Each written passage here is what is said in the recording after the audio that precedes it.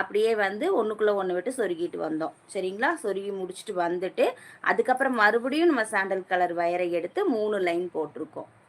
ஓகேவா? இப்போ நமக்கு குட்டியான அழகான ஃப்ளவர் வாஸ் ரெடி ஆயிருச்சு. இப்போ இதை என்ன பண்ணலான்னா இதை சொருகணும். ஸோ நான் வந்து எப்படி சொருகியிருக்கேன் பாருங்கள். உள்ளுக்குள்ளார இப்படி வர்ற மாதிரி சொருகியிருக்கேன்.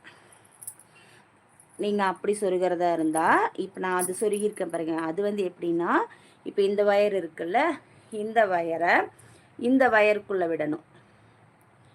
இந்த வயருக்குள்ளார விட்டு நீங்கள் இப்படி கொண்டு வரணும். இப்படி